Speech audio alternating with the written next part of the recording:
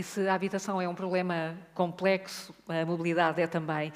O tal difícil equilíbrio entre o público e o privado. Desta vez vamos começar com o case study, com a apresentação do case study, que está a cargo de Rita Sousa, é diretora do Departamento da Autoridade de Transportes, vem aqui apresentar o projeto da Mobi Cascais.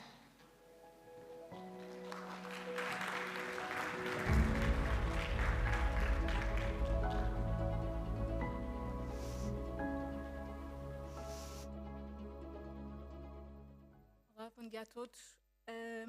Primeiramente, eu queria vos deixar com um pequeno vídeo, são cerca de 2 minutos, para apresentar aqui o nosso caso de estudo.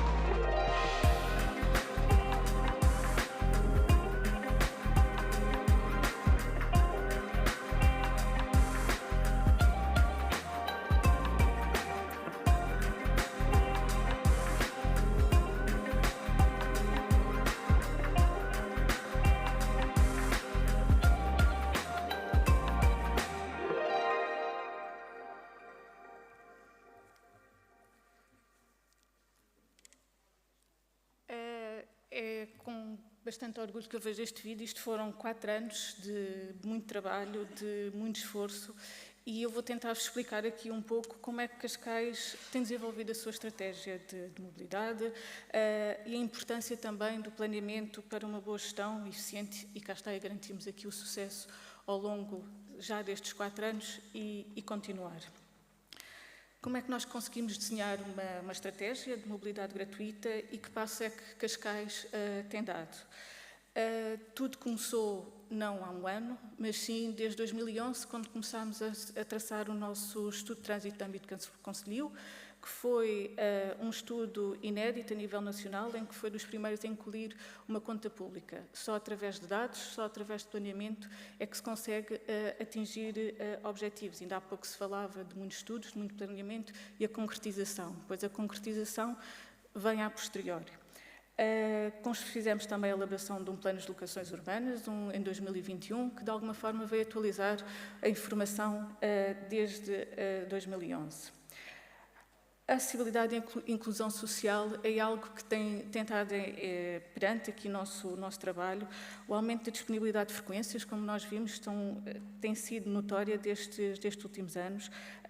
Os veículos promovem a acessibilidade a pessoas com mobilidade reduzida. É uma característica essencial, seja para a inclusão social, seja também para todos acedermos de forma livre e autónoma ao serviço. Nós queremos manter a qualidade de serviço, pois o número de passageiros é um dos objetivos. Nós vimos ali no vídeo que em 2024 transportámos cerca de 9,5 milhões de passageiros. Foi um aumento considerável desde 2019, o nosso ano de referência, em que aumentámos cerca de 32% a procura nos transportes públicos. Como é que nós garantimos isso? Como é que nós conseguimos, depois, garantindo autocarros confortáveis, seguros e uma comunicação eficaz e eficiente à população? Não podemos deixar aqui atrás as questões informáticas e as questões digitais, tornando aqui a mobilidade também como mobilidade as a service, em que nós pretendemos que a mobilidade não seja só um meio para nos deslocar de um ponto para o outro, mas sim uma complementariedade de serviços. Pretendemos que uma única aplicação tenha todos os meios disponíveis, seja as bicicletas que vimos ali também, que nos complementam ao nosso last mile, a nossa última deslocação. Temos o estacionamento, temos a informação dos transportes públicos em tempo real. A questão dos transportes públicos em tempo real não é só importante para quem usa o transporte, saber a que hora chega o seu autocarro e sim poder melhor gerir o seu dia-a-dia, mas também para nós termos dados. Ainda há pouco aqui também se falava da necessidade de ter dados e de ter dados para trabalhar. Nós atualmente, e ao contrário do que aconteceu há uns anos atrás, quando em 2018 se lançou este concurso, não havia dados. Questionavam-se operadores, questionavam-se entidades públicas e ninguém tinha, não teriam os dados, mas nunca eram disponibilizados. Atualmente, as autoridades de transportes, os municípios, dispõem de bastante informação, de dados, eu diria mesmo, nós conseguimos chegar a fazer as extrapolações e as análises de dados que pretendemos.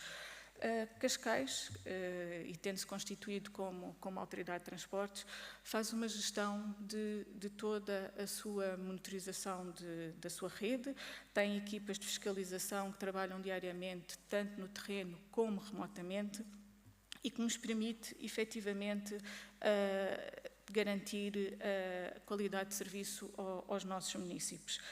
Fez agora 4 anos, no domingo passado, que nós iniciámos esta nova operação. Posso-vos dizer que foi um desafio muito grande, foi uma noite muito longa, de 24 para 25, mas Cascais atingiu o seu objetivo e efetivamente conseguiu ter uma nova operação de transportes públicos com mais que duplicou a oferta da rede.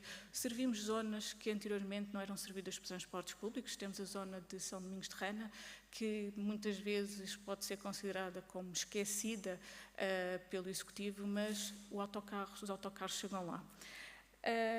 Ainda no início de maio, fazemos, cá está, uma constante avaliação da rede e do estado da rede, cá está, através dos dados, e fizemos alterações numa linha que passou a servir, já existia a linha, é um facto, mas passou a servir dois bairros do concelho, que há muito pediam que o transporte público ali chegasse. Pois a linha iniciou-se no início de maio e confesso que foi bastante gratificante ver os sorrisos nas caras das pessoas, a alegria que finalmente tinham transporte público a passar no seu bairro e já não tinham que andar 1 quilómetro para chegar a casa desde a última paragem. São estas pequenas alegrias e manifestações de conforto da população que efetivamente nos consegue trazer aqui também, às vezes, alento para continuarmos neste trabalho. As infraestruturas, ainda há pouco se falava também das infraestruturas, pois o aumento de passageiros não traz só coisas boas, também traz aqui outras preocupações acrescidas, pois nós temos que adequar, seja as linhas de transporte público, às reais necessidades das pessoas, mas também temos que olhar para as infraestruturas, e olhando para as infraestruturas temos que olhar para interfaces.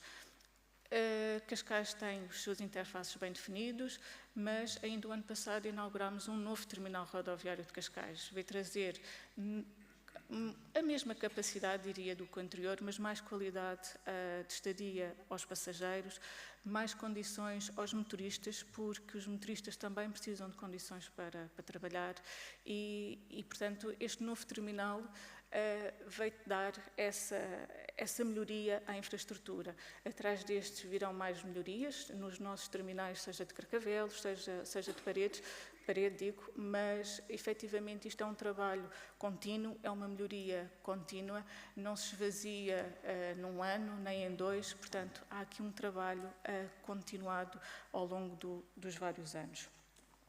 Campanhas de sensibilização, vimos ali no vídeo algumas crianças dentro do autocarro.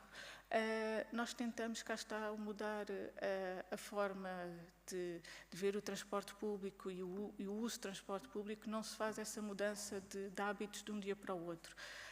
Achamos que deve-se começar pelas camadas mais jovens e desde 2017 que são promovidas ações de sensibilização. As ações de sensibilização têm como foco a comunidade escolar para incentivar ao uso do transporte público, mostrando que é seguro, é confortável e eles levarem para casa, tal e qual vendo aqui um dos promotores Sociedade Ponte Verde, foram os miúdos que levaram para casa a reciclagem. Nós agora tentamos que sejam os miúdos, os mais jovens também, a levarem para casa o andar de transporte público. É prático, é eficaz, é eficiente, portanto, vamos de transportes públicos ao cinema, à praia, portanto, cada vez mais temos uma rede estruturada, temos uma rede coesa, não temos linhas, tem sido um trabalho árduo, não só de Cascais, mas também da área metropolitana de Lisboa. Nós criámos uma rede e essa rede permite-nos chegar aos vários pontos. Sustentabilidade financeira, pois nem tudo, também é preciso termos aqui sustentabilidade financeira. Cascais foi dos primeiros municípios a ter mobilidade gratuita, foi um objetivo que se constituiu desde 2020, foi um ano, seja da entrada da mobilidade gratuita, com o início também do Covid, uma pandemia.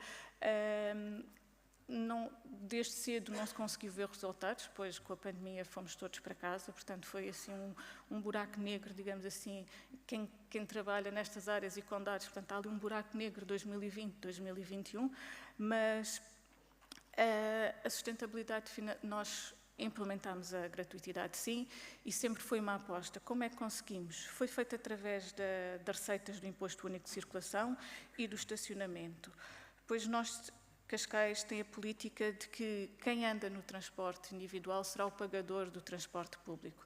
Nós assim iremos conseguir financiar a gratuitidade. Temos os nossos residentes, os nossos estudantes e os nossos trabalhadores com transportes públicos gratuitos desde 2020.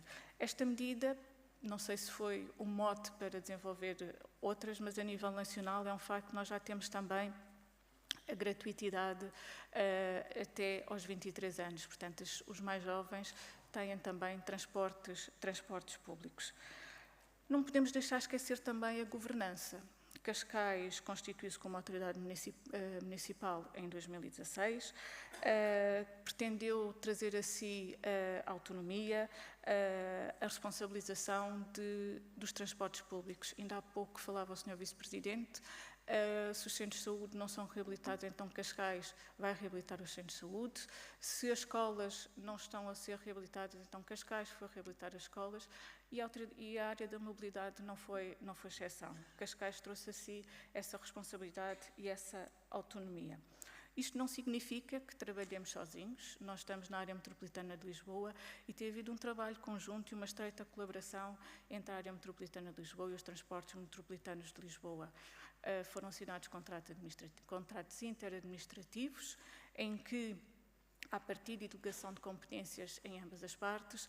As redes de transportes públicos foram consideradas como um todo, portanto, o seu desenho, a sua definição foi feita em estreita colaboração com a AML, a nossa rede de casa com a rede intermunicipal. Não pretendemos ter redes superpostas, serviços superpostos, pretendemos ter sim complementariedade entre serviços e só assim nós poderemos dar a oferta necessária para que as pessoas utilizem o transporte público. Não podemos dizer há transportes públicos, temos que criar essas condições. A coordenação entre as diferentes entidades nem sempre é fácil, pois nem tudo são rosas, desculpem-me a expressão, por vezes temos espinhos, mas diria que faz parte do trabalho e com discussões, umas mais acesas, outras menos acesas, conseguimos chegar efetivamente a bom porto e conseguimos ter a solução que sim responda às pessoas. Não é a minha solução, não é a solução de Lisboa, não é a solução de Oeiras, é a solução que serve todos os municípios, todos os utilizadores de transporte público. O impacto ambiental e o desenvolvimento urbano sustentável, pois essa também é uma área que não está esquecida. Cada vez mais se fala em alterações climáticas, em poluições. Os transportes públicos em Cascais, ainda que grande maioria seja a diesel, é diesel sim, mas são da norma europeia 6, que são os menos emissores de gases poluentes. Contudo, estamos aqui também a apostar bastante em veículos a hidrogénio. Atualmente já temos 4 veículos a hidrogénio. Prevê-se que a curto, médio prazo cheguem também cerca de 6 autocarros a hidrogénio. Pretendemos ter uma frota descarbonizada, cada vez mais amiga do ambiente. A parte elétrica, sim, também está presente. O novo contrato prevê também chegada de autocarros elétricos. Assim, a parte ambiental também não está esquecida. Não é só utilizando o transporte público e tirando carros da estrada que nós vamos ter uma sustentabilidade, mas também o transporte público em si tem que começar a ter características mais ecológicas e apostarmos cada vez mais em energias alternativas e inovadoras. É um facto, hidrogénio é caro, não o vou negar. O autocarro em si não terá também uns custos tão mais avultados do que um elétrico, mas o hidrogénio sim é caro. Mas a Cascais Próxima aí está também a fazer o seu caminho e está com uma central de produção de hidrogénio própria, portanto aí vai diminuir os custos efetivamente da produção de hidrogénio. A micromobilidade também, como vimos ali, as trotinetes, as bicicletas elétricas, também apoia efetivamente a mobilidade sustentável e o desenvolvimento urbano. Há pouco dizia-se que a habitação também está interligada com a mobilidade, pois se nós vamos construir habitação também se tem que ter o cuidado de criar as infraestruturas necessárias para que os autocarros cheguem lá. Há muitos anos atrás, e temos uma rede urbana, uma malha urbana consolidada, há bairros que dizem, eu gostava de ter um autocarro no meu bairro, pois, mas como é que eu chego com o autocarro até lá? Não há infraestruturas capazes que consigam permitir, que o autocarro chegue até lá. Pois com estas novas políticas de urbanização, espero que não se esqueçam que é preciso criar as infraestruturas. Não vamos deixar os bairros só com o acesso a pensar no automóvel, mas também no autocarro, que tem umas dimensões um pouco maiores. Com isto tudo, nós pretendemos efetivamente que a qualidade de vida de Cascais melhore, que as pessoas tenham facilidade de acesso, seja na palma da mão, seja à sua porta de casa, mas que tenham opções, que não seja a sua única opção viajar em transporte individual. Pretendemos que optem pelo transporte individual, pelo transporte público e só assim conseguirmos ter uma vida mais saudável, agradável e contribuir para a qualidade de vida. Estes são os desafios que Cascais tem, que Cascais continua a ter, porque o trabalho não acabou. Passaram 4 anos, estamos a ver resultados, mas agora temos que olhar para os dados e melhorar, porque há muito para fazer, muito já foi feito, mas há muito para fazer. O planeamento é importante, quem pode beneficiar é a comunidade como um todo, promovendo, sim, um transporte mais inclusivo e uma gestão eficiente para garantir o sucesso a longo prazo. Obrigada a todos pela vossa atenção.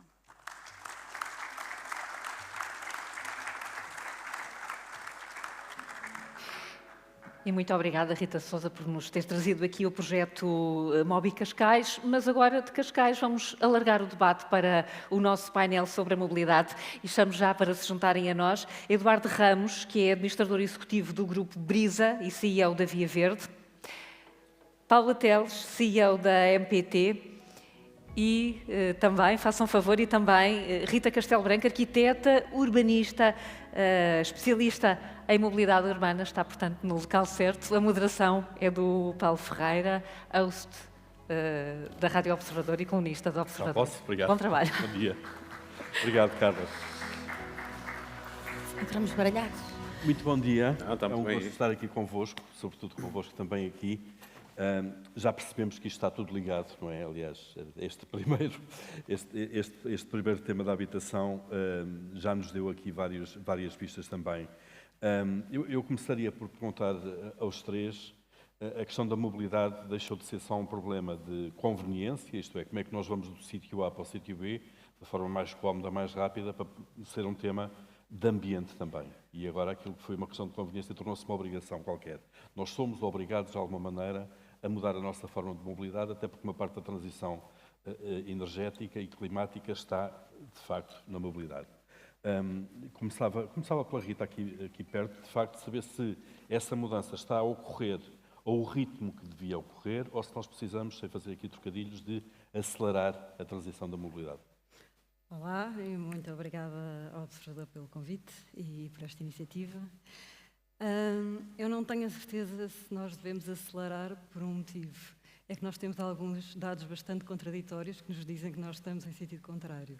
Portanto, se acelerarmos, é capaz de não correr muito Estamos bem. em sentido contrário. Em alguns dados, sim. Portanto, claro, com rotas exceções, e aqui tivemos, por exemplo, aqui o exemplo de Cascais, foi também falado o caso dos transportes metropolitanos de Lisboa, que foi uma entidade essencial que foi criada, e claro que é evidente que vão sendo aplicadas e feitas também algumas boas medidas. Mas também sabemos que o número de carros só tem vindo a aumentar. Temos todos os dias mais 400 automóveis em circulação em Portugal, portanto, nos últimos anos. Quer dizer, temos muitas políticas contraditórias em relação aos dados que queremos atingir. Portanto, eu diria que acelerar... Não é acelerar, é inverter. Eu diria que se calhar também temos que inverter. Da sua lógica, vamos andar para trás. Em alguns aspectos estaremos a andar para trás e, claro, que a habitação tem uma influência enorme, porque nós também estamos a fazer com que seja mais difícil viver nos lugares que são convenientes, que têm melhores acessos, que são mais próximos do trabalho e, portanto, estamos, obviamente, a aumentar as distâncias e a retirar a qualidade de vida dessas distâncias, porque as pessoas, para fugir de rendas altas, acabam por fugir não só da centralidade, mas até dos transportes. E, portanto, obviamente, isso tudo também faz aumentar a dependência automóvel. E uma coisa que é importante referir, nós somos o segundo país da União Europeia que tem mais gastos do seu produto interno bruto com a mobilidade, mais custos. E isto significa não só aquilo que é investido, mas também as externalidades do sistema, que são imensas, desde produtividade, saúde, etc. E, portanto, quer dizer, no fundo, temos 7% dos nossos gastos do produto interno bruto a serem desviados, consumidos desta maneira, porque, de facto, Portugal tem uma mobilidade muito pouco eficiente. E, portanto, há aqui, de facto, todo um paradigma que tem que ser alterado. Vemos muitas políticas contraditórias, por exemplo... Já lá vamos. Só primeiro esta impressão, de facto. Eduardo, no fundo, a mesma questão. Estamos a andar, em alguns casos, para trás, de alguma maneira, e o que é que temos de fazer depois para não só ter a rota certa, mas a velocidade adequada também?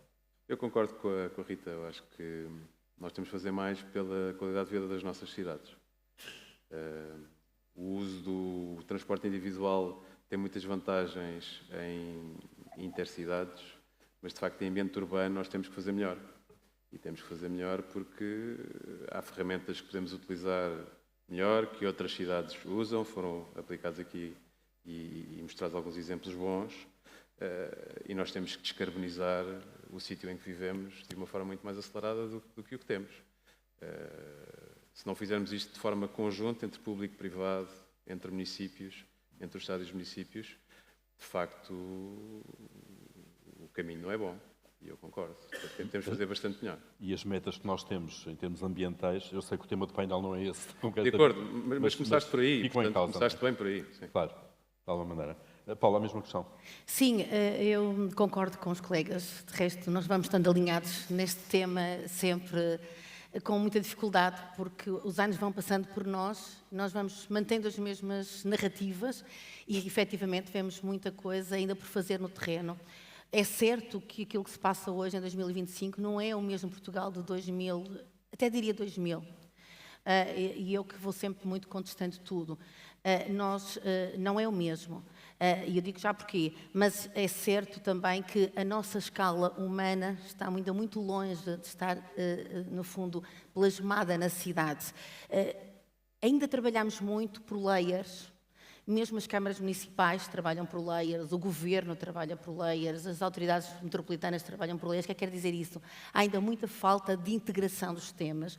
Essa é a minha luta. Quando falo tanto em planeamento da mobilidade, e está aqui muita gente hoje que sabe que esta é uma luta que travo há 30 anos, é justamente porque eu sei que temos muito bons profissionais e técnicos e pessoas que trabalham na área dos transportes, temos muitos bons que trabalham na área do urbanismo, no planeamento do território, no ambiente, nas redes cicláveis, mesmo até nas redes, no pensamento da intervenção nova e preocupante do tema da pedonalização ou do caminhar, mas a grande dificuldade é integrar tudo isso. Como é que vamos colocar vereadores de temas diferentes a falar uns com os outros, ministérios a falar uns com os outros, departamentos dos ministérios a articularem? E, portanto, eu penso que, da minha parte, aquilo que eu gostaria aqui de dizer nesta primeira fase, em que temos um país, efetivamente, com os dados que disse a Rita, mas que 1/3 das emissões advém da mobilidade e dos transportes. Portanto, entramos na questão do ambiente. 1/3. Portanto, o que é que estamos a fazer para reduzir essa tensão de partículas que vão todos os dias para a atmosfera?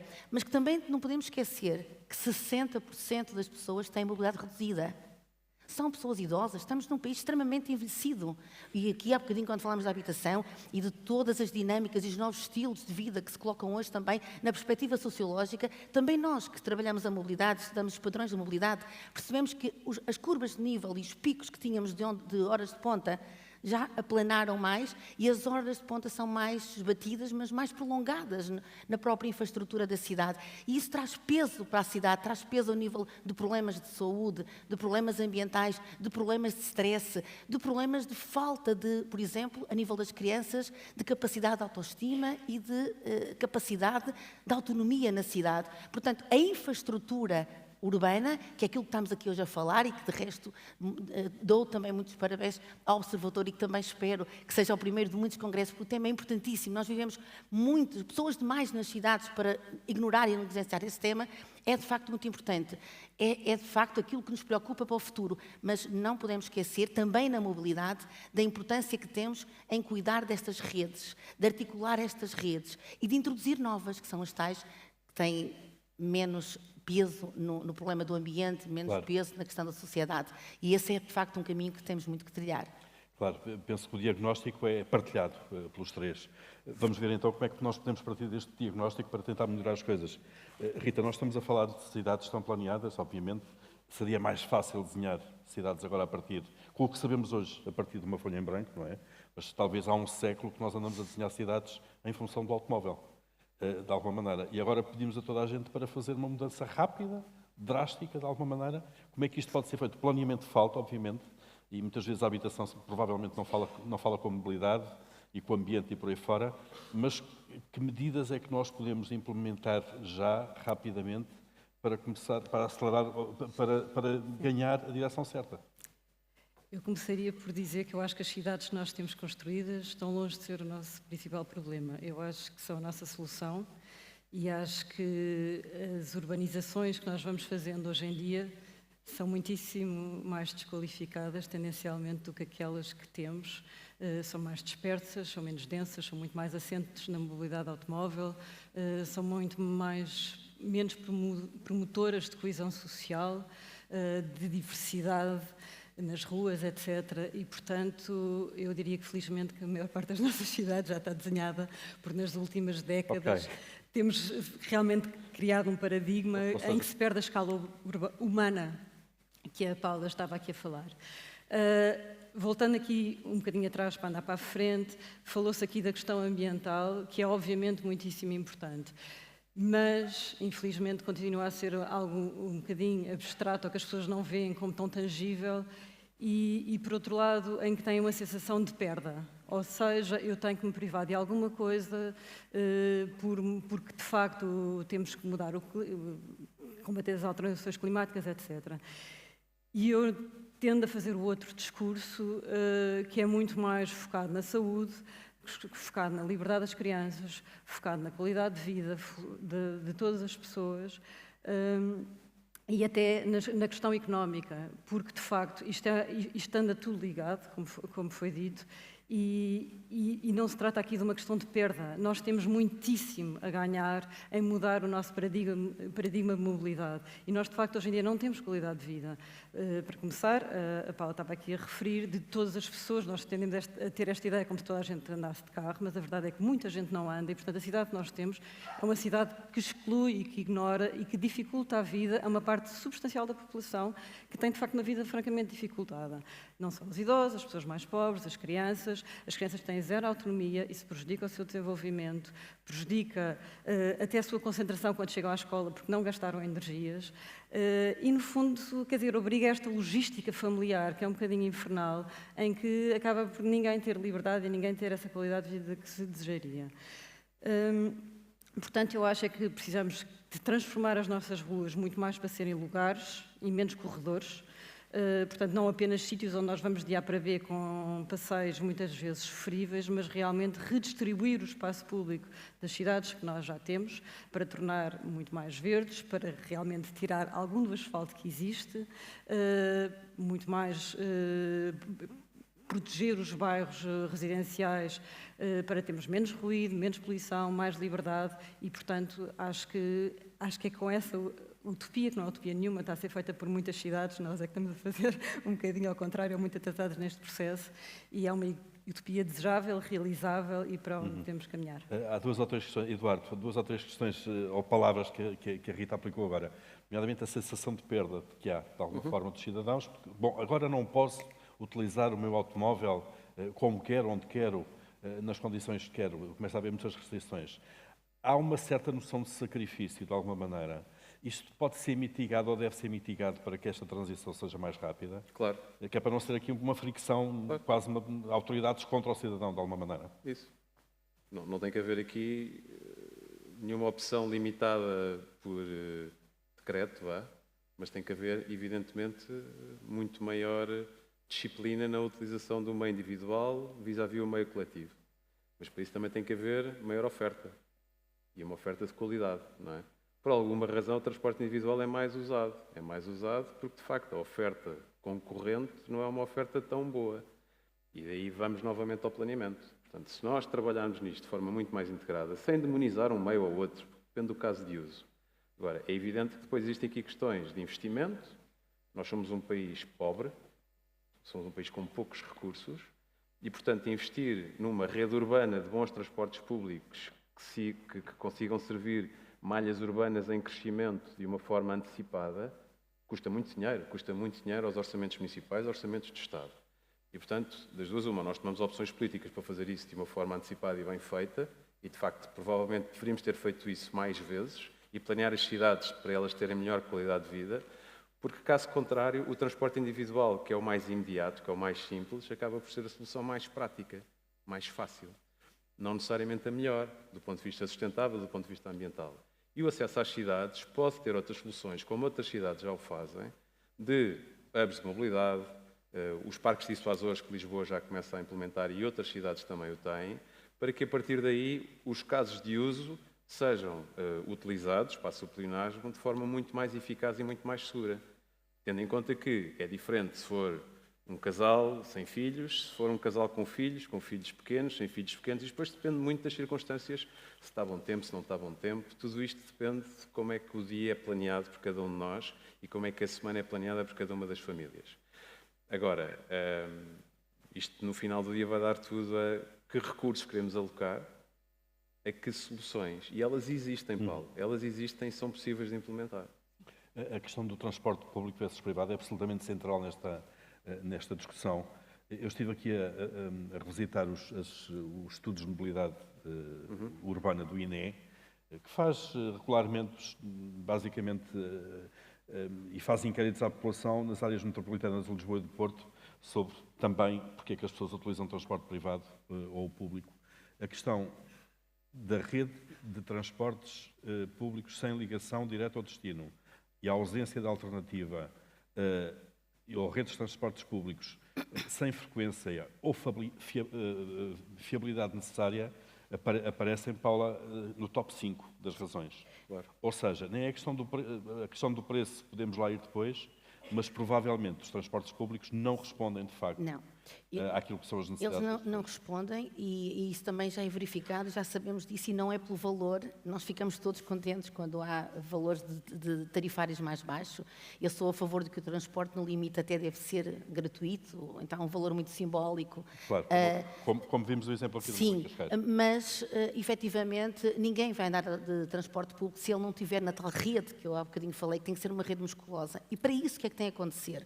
Não vale a pena estarem imensas autoridades de transportes a trabalhar se não pensarem nesta questão tão pequenina, parece tão singela, parece tão insignificante e que é para mim primordial, que é colocar as pessoas a caminhar na rua.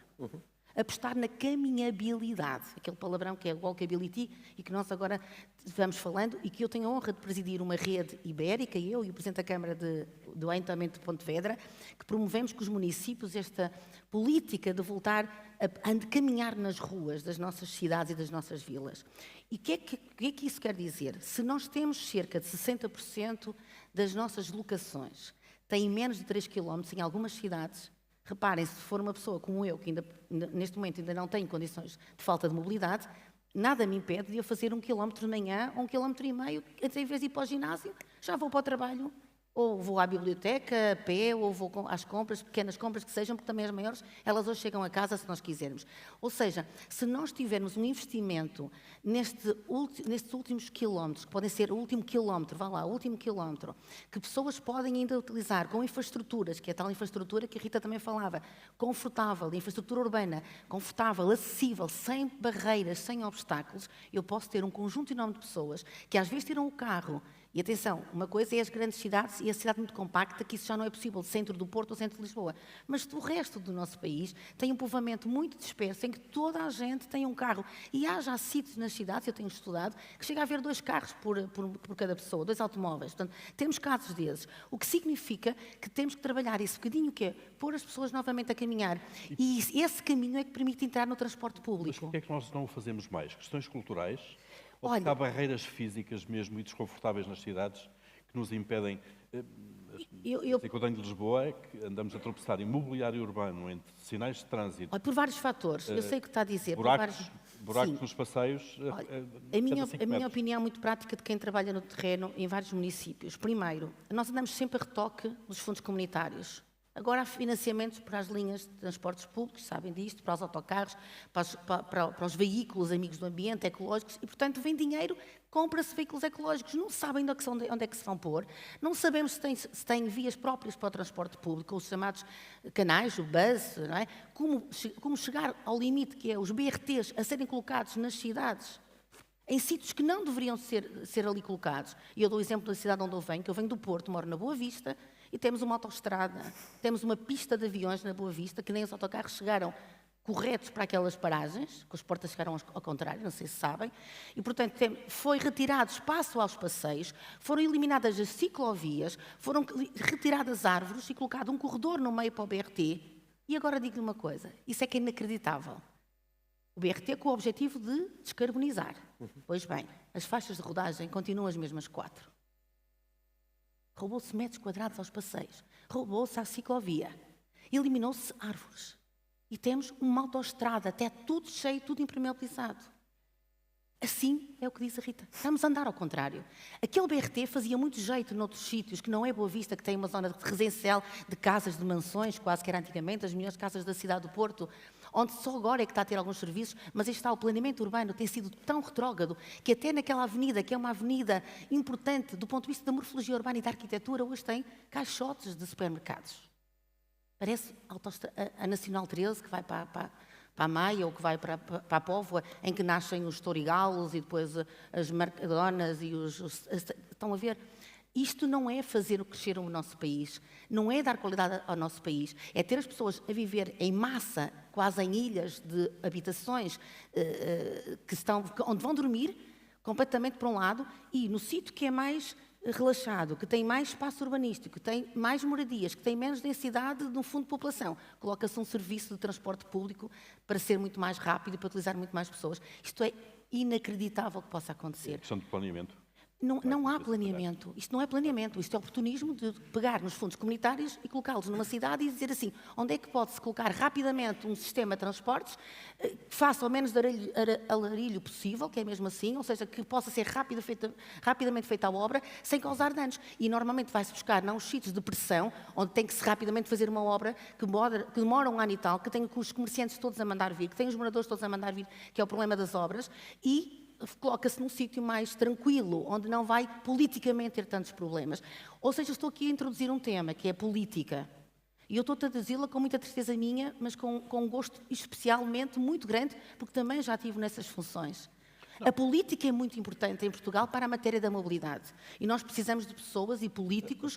As entidades públicas. Sim, mas precisamos de políticos com coragem. Claro. E estamos nas vésperas de umas eleições, e este debate, esta cimeira, que também seja para isso, e eu sei que esse também, com certeza, é uma das intenções, que os nossos autarcas, a partir de hoje, vamos dizer a partir de hoje, quando virem a sistematização de tudo aquilo que se está aqui a falar hoje, durante o dia, consigam ter uma cartilha mais afinada de programas eleitorais, porque nós precisamos mesmo é de ver resolvidos os problemas, de aproveitar sim os fundos comunitários que vêm, mas para aquilo que é preciso. Se eles vêm, não é necessário para ali ou para lá, até podemos dizer, olha, claro, paciência, esse fundo comunitário não é para mim, vai para outro município ao lado. Portanto, acho que há aqui, sinceramente, uma falta total de estratégia. Claro que a isto tudo assenta um país que não planeou, que nunca exerceu o trabalho do planeamento da mobilidade urbana sustentável, que é também outro documento que há mais de 15 anos o nosso país devia ter em todos os municípios como se fosse um master plan, ou o plano diretor da mobilidade. Só alguns municípios é que têm. Lisboa e Porto estão agora a arrancar com o plano, portanto, veja-se. Já há cidades do país, Cascais é outro exemplo, que há muitos anos planeiam a mobilidade de forma articulada, com peças, têm um documento estratégico, os cidadãos podem ler, podem dizer se concordam ou não, mas têm um documento base para se pensar e para se refletir.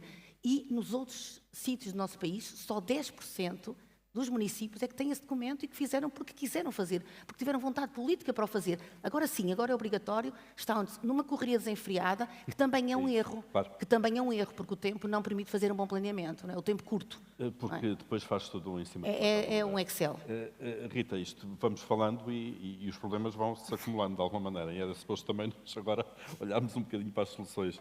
Há boas práticas no meio disto tudo, Rita, apesar de tudo. Isto é, apesar deste cenário e destes erros e da falta de planeamento, nós conseguimos encontrar ainda coisas que vão de alguma forma correndo bem nesta matéria. Em Portugal? Em Portugal. Não tendo assim imensos motivos de inspiração neste momento. Falou-se aqui de liberdade. A liberdade de uns, nas últimas décadas, tem sido feita muito à custa da liberdade, da redução da liberdade dos outros, e normalmente a liberdade dos mais frágeis, não é? Portanto, aqueles que já têm, de alguma maneira, uma vida se calhar um bocadinho mais facilitada, ainda a têm mais facilitada à custa da liberdade dos outros. E a questão aqui não é tanto, não é nós restringirmos a liberdade de andar de carro, é permitirmos que todas as pessoas, as famílias, possam efetivamente ter qualidade de vida e liberdade de movimentos sem necessariamente ter carro. Porque claro, um automóvel custa muito dinheiro às famílias portuguesas. É uma parte muito substancial, ou seja, ou não têm, ou uma parte significativa dos portugueses tem à custa de, se calhar, metade do seu rendimento mensal. E, portanto, verdadeira qualidade e uma maneira muito eficiente de pôr dinheiro nas famílias portuguesas que bem precisam dele é efetivamente reduzir, permitir que elas consigam viver sem carro nenhum ou sem 2 carros na família, como muitas vezes acontece. E, portanto, há aqui esta lógica do push and pull, e que a Paula estava a dizer muito bem, quer dizer, quando nós reperfilamos toda uma avenida para pôr um BRT na Boa Vista, e em vez de tirarmos uma faixa rodoviária, o que tiramos é passeios, árvores e a ciclovia, quer dizer, obviamente nós assim não chegamos lá. Eu acho que uma das questões que acontece, eu acho que os políticos, falámos em política, e é inevitável falarmos em política, eu acho que há uma noção muito errónea daquilo que as pessoas querem, porque nós, no fundo, também, o espaço mediático é sempre ocupado por pessoas que, inevitavelmente, têm mais poder de compra, onde nós nos situamos. E, portanto, tendencialmente esquece uma parte muito grande da população, onde estão as pessoas que não têm esse mesmo poder de compra, ou seja, no fundo têm menos voz.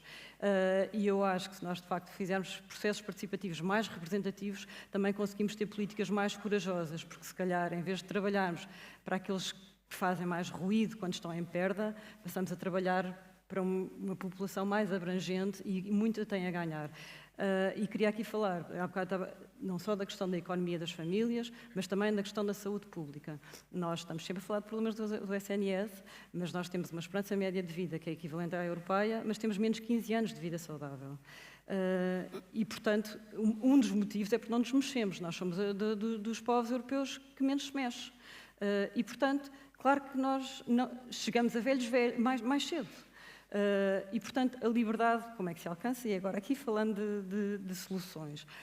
Ninguém vai voar para os transportes públicos, portanto, como a Paula referiu, as redes penais são essenciais, a articulação com a rede ciclável é essencial, e posso dizer que em Lisboa, mas isto há de ser aplicável noutras áreas, nós, neste momento, se andarmos a pé, e mesmo assim as condições são o que são, temos 25% dos empregos e das habitações servidas pelo comboio. Se nós começarmos a criar redes cicláveis, nós aumentamos de 25% para 3 vezes, para cerca de 75%. Ou seja, porque o meu raio de captação à volta de uma estação de comboios é de 5 km². Se eu passar a ter esses mesmos 10 minutos, em vez de fazer a pé, faço bicicleta, eu passo a ter quase 80 km² de raio de captação daquela mesma estação. Ou seja, uma maneira de nós facilitarmos a vida às pessoas é, efetivamente, não só criar melhores transportes públicos, mas que também são difíceis em territórios de baixa densidade, mas também permitir que elas tenham uma enorme autonomia e flexibilidade para chegar ao transporte público de massas. Claro. E, portanto, passamos a ter... O investimento em transporte público também é feito através da criação de boas redes de ligação, pedonais e cicláveis, que nunca serão para todos, mas o automóvel também Claro. não é. A chamada mobilidade suave, não é? Exato. Eduardo, eu vou insistir nas boas práticas e naquilo que são, podem ser bons exemplos, para que vão acontecendo de alguma maneira. Em tantos municípios, alguma coisa de boa também deve estar a passar-se. Sim. Estava a ouvir a Rita, estava a ter aqui umas notas. No nosso setor, e no setor em que eu trabalho há muitos anos de mobilidade, nós temos uma tendência para acharmos que sabemos o que é que os clientes querem. Uma tendência que nós temos todos. Nós achamos que sabemos o que é que eles querem. Todos. E não os ouvimos. Certo? Ouvimos-los pouco. E há municípios que o fazem bem, Cascais é um bom exemplo, há outros. E há cidades no mundo que ouvem os municípios e ouvem os cidadãos. E não usando os municípios como ilhas, porque os municípios não são ilhas. Certo? Comunicam com outros. E tentar perceber, de facto, quais são as preferências que têm. E todos dizem o mesmo. Uma cidade mais saudável, uma cidade mais ciclável, mais walkable, etc, etc. Mas eu também não quero abdicar, se precisar, do meu carro individual. E pago por isso, se for necessário. Estamos a falar, obviamente, de países com um nível per capita diferente dos nossos. E se olharmos para países menos desenvolvidos, vai tudo parar à solução mais evidente. E mais rápida e mais fácil. As soluções que existem estão todas modeladas com infraestrutura BRTs, mas não a tirar as margens que são para circular, BRTs que funcionam bem. Um exemplo que nós conhecemos bem no Grupo Brisa, o S36 no Colorado, um BRT muito bem feito, de acesso a Boulder a Colorado, com bicicletas, com transportes públicos, com transporte individual para quem o quer usar, com zonas verdes, etc. Outros bons exemplos que existem são a diferenciação pelo preço. E há cidades que o fazem e fazem-no bem. Nós conhecemos bem o caso de Londres, como é óbvio, talvez o caso mais conhecido, mas há outros que o fazem bem. Se quiser entrar com o seu transporte individual entre as 11 da manhã e as 2 da tarde, horário, premium, paga muito, certo? Se quiser usar o transporte individual em determinado... Agora, tudo isto tem que ser trabalhado em antecipação com as próprias preferências dos clientes. A tecnologia hoje não é tema. Não é tema. A tecnologia permite fazer isto funcionar. O que é assunto hoje em dia? É a disponibilidade de espaço. A malha urbana está a ficar tão densa e tão distribuída, às vezes de forma mais caótica, vou-lhe chamar assim, que é muito difícil planear isto bem. Um outro caso que nós não podemos esquecer é com a habitação a ser cada vez mais privilegiada, também por outros efeitos que foram falados no painel de há pouco, nos centros das cidades, as zonas de trabalho não estão necessariamente ali. Estão na zona em que estamos aqui, estão no Lagoas Parque, estão no Tagus Parque. Cada vez mais fora dos centros das cidades. E, portanto, isso também funciona com uma dificuldade acrescida para o planeamento de transporte, que existe e pode ser bem feito, gratuito ou não, isso é uma questão, mais uma vez, de alocação de recursos, que pode funcionar bem. Portanto, em suma, a tecnologia não é tema, ok? Digital, As apps já nos ajudam basicamente a escolher. Ajuda, facilita, obviamente pode ser a Via Verde, pode ser outra coisa qualquer, os nossos parceiros, concorrentes internacionais e nacionais, não interessa, isso funciona. O difícil é, de facto, a integração disso tudo em espaço. E a mobilidade é espaço. Nós continuamos, e felizmente, continuamos a ser seres vivos a mover-nos de uns sítios para os outros. Não é? Continuamos, ainda não temos aqui mobilidade no metaverso, felizmente. Claro. Não é? E, portanto, continua a ser um elemento físico que nós temos que planear melhor, sem limitar a escolha do cliente, do consumidor, nas suas preferências. Não sermos nós centralizadores naquilo que queremos fazer. Sabendo que temos que lhes dar mais opções, porque sem essas opções eles também não conseguem escolher. Porque depois a questão dos custos, por exemplo, ou da tributação, acabam por ativamente levá-los a esta ou aquela opção, de alguma maneira. Vou dar um ou exemplo. ajudar nisso. Não é mobilidade urbana, é mobilidade entre cidades. Se nós tivéssemos uma melhor rede de ferrovia, provavelmente o fenómeno da Flixbus não se aplicaria. E não se tiver aqui alguém da Flixbus disponível para falar. É fácil, é imediato, é rápido. Agora, é sustentável? Provavelmente não. Etc, etc. Estão a ver? Portanto, há aqui um conjunto de soluções que nós temos que antecipadamente trabalhar para conseguir ter melhores soluções para os clientes finais. Claro. Paulo, esta questão é fundamental, de facto, do planeamento das opções colocadas em cima da mesa, mas há uma questão de literacia também das pessoas, isto é, Sim. Muitas pessoas podiam tomar outro tipo de opções, melhores para a saúde delas, melhores para o ambiente de alguma maneira, eventualmente sem grande trade-off, sem grande perda de conforto, e não tomam essa opção porque somos demasiado automóvel-cêntricos, se quiser. Não, é assim, a minha geração já foi para o mundo de trabalho, no primeiro ano do trabalho, juntar dinheiro para um carro, portanto, e não somos propriamente séniores de 90 anos, portanto, é uma cultura muito recente, não é? Ter um carro, e ter um carro bom e um carro que anda, e depois também, convenhamos que é triste termos um carro tão bom, ou termos tantas possibilidades de comprar carros tão bons, e depois não podemos andar com eles, e muito menos andar com alguma velocidade interessante para quem gosta de conduzir. É óbvio que até isso torna-se um bocadinho difícil para as nossas decisões. Mas é um facto, nós temos muito pouca literacia da matéria de mobilidade, mas não é só a nível das pessoas e da sociedade civil. Nós também temos dificuldades deste tema dentro dos próprios meios técnicos. Estamos, neste momento, eu acho, a dar um passo muito grande. Há várias universidades que começam a trabalhar na matéria deste planeamento integrado, e tanto da arquitetura como da engenharia do nosso país, embora muito recente, atenção, muito recente.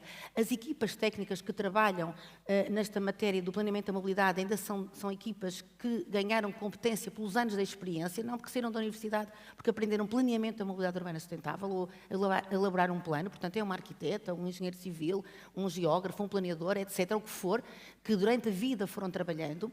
Temos ainda, do ponto de vista técnico, e é importante dizê-lo, uma ausência de alguns instrumentos de planeamento que nos impede de trabalhar a escala certa. Eu vou dar o exemplo, o que acabou aqui uma colega de falar e bem, é do planeamento urbano. Esta questão que é importante de nós fazermos cidades multifuncionais, não monofuncionais, e nós nas últimas décadas criamos a cidade universitária, a cidade industrial, a cidade de serviço, a cidade de habitação, e depois isso tudo foi gerar deslocações, e nós hoje percebemos que é stop, para. Portanto, repare, ainda estão na universidade muitos professores a ensinar isso, e nós andamos no terreno a dizer que isso já não é sustentável. Que temos que reduzir essa lógica de modelo de cidade, que temos que ter cidades de proximidade. O Covid veio demonstrar essa situação, que realmente a nossa habitação, e na sequência daquilo que foi referido hoje de manhã, a nossa habitação é o nosso habitat, é a habitação e o entorno dessa habitação. E eu faço uma crónica às terças-feiras, JN, e aconselho hoje a ler a minha crónica, que tem um bocado sobre isso. Mas é mesmo, a nossa habitação, ela tem que dar para nós vivermos, para lermos, para sentirmos, para pensarmos, e ela é cada vez mais reduzida. Mas a nossa habitação é a nossa cidade. E a cidade também é reduzida, não tem espaço. Não tem esse espaço que foi referido, não tem espaço de lazer. Nós queríamos arejar um bocado quando estivemos no Covid, e alguns de nós não tinham parques na proximidade para ir a pé, não tinham pequenas árvores e um banco para uma pessoa idosa sentar, mas um banco com costas. Não se colocam bancos com costas. Não há mobiliário com ergonomia para pessoas que têm 90 anos e que queremos que elas estejam na rua. Depois, claro, ficam em casas presas ou vão para os lares, ficam todos encostados uns à beira das outras e envelhecem e morrem a correr. Nós estamos a construir cidades que matam pessoas também nessa perspectiva. Não é só as 300 crianças que morreram nos últimos 10 anos em Portugal em acidentes rodoviários. Os últimos 10 anos, em Portugal, foram mortas quase 300 crianças na rua, no meio urbano. E onde é que estão as pessoas que trabalham todos os dias com o meio urbano e que veem todos os dias que há acidentes naquele sítio e não fazem nada? Às vezes há um sinal de trânsito que fica torto 2 meses na rua. E atenção, torno a dizer, fala alguém que gosta muito de municípios e que sabe que são as máquinas. Claro, e que os municípios fazem tudo. Falta uma gestão de Mas cuidado. falta cuidar da cidade como se fosse a nossa casa.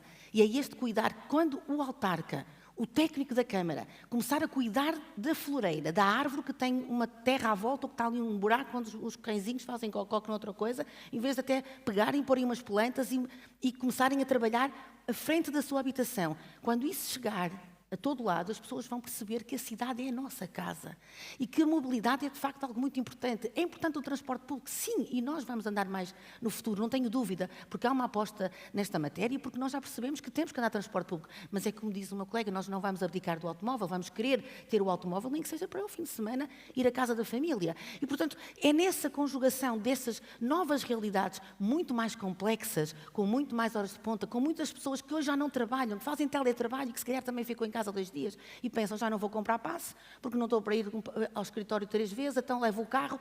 Ou seja, nós hoje temos que ler muito mais os números, temos que estudar muito mais, não temos varinhas mágicas. Mas depois atenção, planear e passar à ação. planear. É isso que tem E quando se faltado. planeia em várias áreas ao mesmo tempo, Certo. como uma guerra, Os tais layers, claro. os tais layers Claro. cruzados Mas e matriz. por algum lado tem que começar, Rita, não é? E porque nós temos essa falta de planeamento. Se as próprias pessoas não têm, provavelmente, a literacia ou o conhecimento todo para tomar esse tipo de opções, Rita, para onde é que devemos começar? Isto é, o que estão a dizer é que nós estamos mal, provavelmente em algumas áreas, pior ainda, e temos rapidamente que mudar de vida a este nível. Para onde é que devemos começar? Eu tenho alguma dificuldade em colocar isto na questão da sensibilização das pessoas, das escolhas individuais. A alternativa é o Estado mandar. Não, pôr regras. Não é essa a Então alternativa, definitivamente. Claro que todos nós somos responsáveis por aquilo que fazemos, pelas escolhas que temos, mas é dentro de um determinado âmbito e, portanto, quer dizer, nós podemos, por exemplo, ver a questão do tabaco. As pessoas não deixaram de fumar porque sabiam que aquilo lhes fazia mal e sabiam que fazia mal há décadas. Deixaram de fumar porque, de facto, houve uma série de condicionantes que fez, antes de mais nada, com que fumar deixasse de ser cool e deixasse de ser uma coisa altamente anunciada. Nós, neste momento, temos aqui um bocadinho... Certo, mas nós, neste momento, temos aqui o David contra Golias, porque nós temos as horas prime time na televisão de sempre, e os podcasts também, sistematicamente financiados por publicidade automóvel, que é uma luz espetacular, em cidades vazias, etc., quando não é nada disso que depois nós compramos. Pronto, e além disso temos toda uma cidade que comunica, quando eu saio porta fora, aquilo que a cidade me comunica é que a maneira mais fácil será, porque 80% do espaço, e eu estou a falar na cidade consolidada, porque na cidade não consolidada, como estamos aqui a falar dos parques empresariais, etc., em que tenho uma autoestrada à porta, definitivamente vai ser mais rápido chegar de carro. Na cidade consolidada, de facto, não é verdade que é mais fácil, mais rápido de chegar de carro. A bicicleta é mais rápida em quase todas as locações nos centros urbanos, e se for de bicicleta elétrica, muitíssimo mais. Nós, mesmo em cidades como as nossas, Sim, definitivamente. com subidas, descidas. Contudo, a bicicleta Permite-me- elétrica tem permite-me- a maravilha que é tira as colinas. Oh, Rita, permite-me que te diga que o nosso coordenador, e bem, que só quer boas práticas e não estamos a conseguir dar. Sobre esse assunto, se não houver- a Covilhã é uma cidade montanhosa, dificílima, tem elevadores, tem funiculares, tem escadas rolantes, tem universidade e os alunos andam de bicicletas e têm bicicleta pública. Eu sei que ainda tem que proliferar mais, mas já é uma realidade. Elétricas, sobretudo? Elétricas. Ok, que ajudam. Portanto, é uma cidade montanhosa que se transformou numa cidade plana, com uma política de um planeamento de mobilidade. Aliás, começa lá, escala lá a Serra da Estrela, dá para voltar a Portugal em bicicleta. Portanto, é possível. Claro. Agora, claro que se eu saio da porta da minha casa e tenho, o meu exemplo, tenho um passeio de 60 centímetros em pleno centro de Lisboa e não tem sequer poucos carros. Portanto, a partir 60 centímetros. 62. Não passa já um me bocadinho vi. bebê. Claro. Não passa. E os carrinhos de bebê vão na rua, vão na rua. Pronto. E tenho uma faixa viária que tem 4 metros. Portanto, é claramente sobredimensionado e os carrinhos de bebê andam na rua e não há pouco trânsito. Porque também é isso, nós temos imenso trânsito nos bairros, generalmente, da cidade. Mas se eu tenho uma cidade, já não indo para o caso extremo da minha rua, mas em que não tenho ciclovias contínuas, em que 80%, às vezes até mais, por cento do espaço público é atribuído ao automóvel. Tenho passeios que têm, se calhar, 1 metro e picos, entre estacionamento e uma faixa e uma fachada, o que obviamente não é sequer um lugar muito simpático para andar. Não quer dizer que a gente não passe, nós passamos, mas os passeios não são grandes coisas, a largura é medíocre e, portanto, aquilo também não é um percurso atrativo. Portanto, todo este ambiente que é ruidoso, etc., em que as faixas base são muito escassas, nós ainda agora estávamos a falar daquilo que tem andado para trás, soube-se que os autocarros nunca andaram tão devagar em Lisboa, porque temos cada vez mais carros, não é? Nós porque vamos sentindo isso, claro. os automóveis que aqui há meia dúzia de anos eram cerca de 370 mil a entrar em Lisboa, neste momento são 390 mil, e portanto é assim, quando nós planeamos para uma coisa, nós obtemos aquilo para que planeamos, e nós neste momento vemos... Claro, a questão aqui é se nós temos que mudar isso tudo, mudar as condições para que as pessoas depois naturalmente adiram a essas novas Claro, por isso é que eu estava a dizer, é não colocar o ónus nas pessoas, mas dizer o que é que a cidade está a comunicar com as pessoas, e a comunicar quer dizer que espaço é que eu distribuo. Portanto, eu tenho que criar redes de transporte público contínuas, tenho que criar passeios excelentes, tenho que criar uma rede ciclável que seja atrativa, segura para todas as pessoas e não apenas para aquelas mais expeditas que não têm medo de andar facilmente no trânsito, não é? E que, obviamente, nós sabemos que não é a maioria, não é assim que nós atraímos. Portanto, a cidade tem que comunicar outra coisa e as pessoas só vão mudar para outras alternativas quando, de facto, não é porque é saudável, nem sustentável, nem nada. É quando for conveniente. Claro. E, portanto, a cidade tem que ser muito mais conveniente para todos os outros modos de transporte. Claro. E não é nesse sentido que nós estamos a caminhar neste momento. Claro. Eduardo, há novas formas de mobilidade, umas mais experimentais do que outras, talvez. Car sharing, aquela velha questão e a estatística, cada automóvel está parado em 95, não sei se é 95% do tempo. 92 da vida ou útil. 92, à volta disso. E, portanto, por que não disponibilizar os automóveis que ficam ali para uma utilização pública? Isso funciona de alguma maneira? Isso é uma utopia, que é uma ótima ideia, mas nunca vai funcionar? Como é que estamos a esse nível? E depois podemos falar da condução autónoma também, não é? De acordo, e é a ponto para aí. Portanto, pegando o que a Rita disse agora, de facto nós temos que dar melhores opções que sejam mais convenientes. E a palavra é essa, conveniência. Porque, de facto, se for um filme de terror fazer uma deslocação do ponto A para o ponto B, as pessoas tipicamente não querem fazer, fogem disso. Claro. E, portanto, temos que ter essa infraestrutura, essa disponibilidade. Modelos como o car sharing. O car sharing foi um modelo interessante, mas de facto que a pandemia acabou por arrasar, porque ninguém, e isto não foi só cá, foi no mundo como um todo, quis voltar a ter uma mobilidade partilhada fechada. Mas, felizmente, os clientes gostam de ter mobilidade partilhada aberta. Já agora, conceitos de fechado e aberto aí, para quem não domina isso, como é uma... Portanto, em ambientes fechados.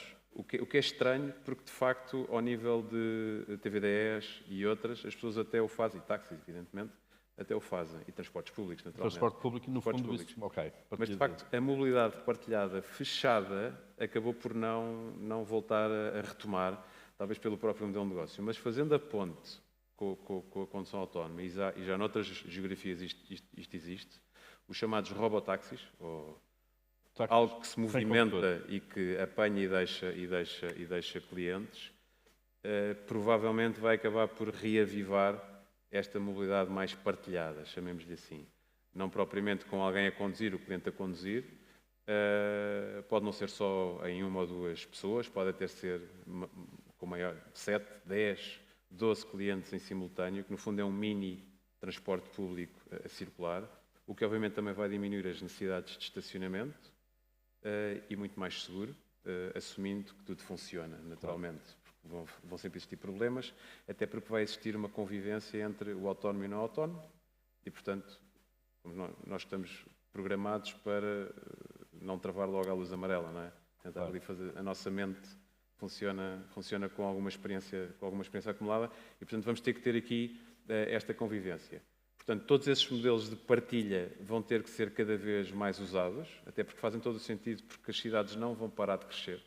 Portanto, vamos ter mais pessoas a conviver no espaço urbano e, portanto, temos que usar mais os recursos que estão à nossa disposição. Concordo, não faz sentido um carro estar parado tanto tempo, não faz, mas, mais uma vez, e aí até por questões, se as pessoas decidem ter um carro que está parado o tempo todo e se pagam por ele e o preço é adequado, enfim, quem sou eu? Claro. Quase a chegar ao fim do nosso tempo, vamos talvez pedir-vos agora uma intervenção mais rápida e um bocadinho, não havendo balas de prata, obviamente, não é? Este é um tema também onde não há uma medida que resolve todos os problemas, mas se tivessem, Rita, se tivesse de começar por algum lado, feito o diagnóstico, por onde é que começaria no município, eventualmente? Isto é, qual é a questão mais central neste momento para resolver, para tentar colocar isto novamente nos carris? Não há uma bala de prata, há uma lógica de push and pull. Ou seja, nós devemos ter, por um lado, criar alternativas, ao mesmo tempo que retiramos a apetência para o automóvel. E isso faz-se muito também, falámos agora do car sharing, mas faz-se muito também através de uma política de estacionamento que ela própria deve financiar o transporte público, as bicicletas, intervenções para melhores passeios, rede ciclável, etc. Portanto, há esta lógica de retirar de um lado, não facilitar tanto, até porque o espaço é curto. Portanto, se eu retiro o estacionamento e ponho uma rede ciclável, se eu não retiro o estacionamento, se calhar nem sequer consigo pôr a rede ciclável. E, portanto, há aqui esta lógica de tirar de um lado e colocar e dar do outro. E eu acho que, de facto, a partilha, o automóvel elétrico, é uma solução se for partilhado e se for no fim da linha. Portanto, se for para estar parado, também não serve. Nós devemos, de facto, ter uma política de estacionamento muito mais coerente, não só no espaço público, e, por exemplo, Paris está a tirar 70% dos seus lugares de espaço público na via, à superfície. Mas E, portanto, substitui por subterrâneos, silos? Não. Não substitui? A retirar. Exato.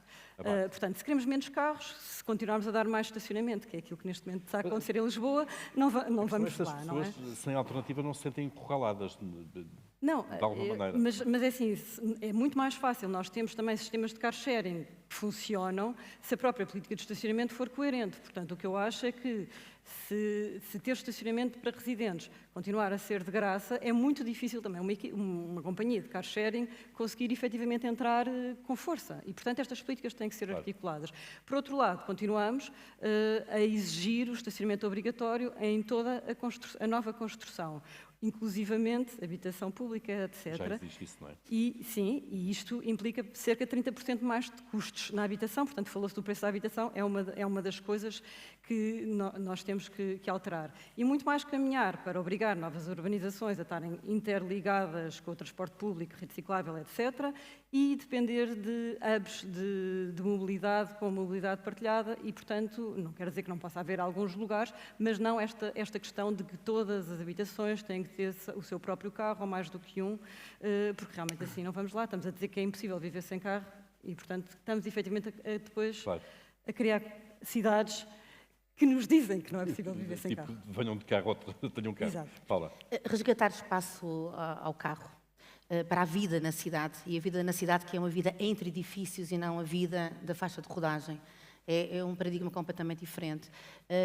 E diria que, a somar àquilo que já se falou do planeamento da mobilidade, do planeamento urbano, da cidade multifuncional e de proximidade, e também criar a cidade mais densa, efetivamente, por tudo aquilo que percebemos que vamos continuar a ir para a cidade viver mais, aliás, como também o Eduardo referiu. E para isso, eu só vejo uma questão de solução muito rápida, que é não haver medo político. É os políticos serem corajosos, munirem-se de técnicos que sabem e que estudaram, e há muita gente aí disponível para trabalhar, e não terem medo, como outros não têm. Se perderem as eleições, perderam, mas os dados mostram que não perdem. Os dados, tenho muitos casos, que isso pode dar para outra conferência, aí sim, de boas práticas de casos europeus, de presidentes de Câmara, que até à última da hora as sondagens davam coisas horríveis, e mesmo à última da hora foram os silenciosos que votaram. Portanto, votaram as pessoas que concordaram, afinal, com as ciclovias, que, afinal, concordaram com andar a pé, que, afinal, concordaram por ter mais árvores, por ter mais estrutura verde, porque temos que baixar a temperatura, por ter mais bancos com costas e mais meninos a brincar na rua. Quando os meninos começarem a voltar a brincar na rua e a jogar à bola, temos as cidades que nós queremos, e a mobilidade, certamente, será um passo decisivo para esta qualidade de vida. Obrigado. Eduardo, para fechar, por favor. Temos de descarbonizar a mobilidade. Nós não podemos continuar a viver em cidades com este nível de emissões, não é sustentável. E a mobilidade tem que ter opções, tem que ser conveniente e tem que ser inclusiva, porque se não for estas três coisas, nós não estamos a fazer o nosso bom trabalho ao nível da prestação de serviços de mobilidade. Muito bem, muito obrigado aos três, foi um gosto tê-los aqui. Finalmente. Nós vamos continuar com esta cimeira. Obrigado. Obrigado. Obrigada.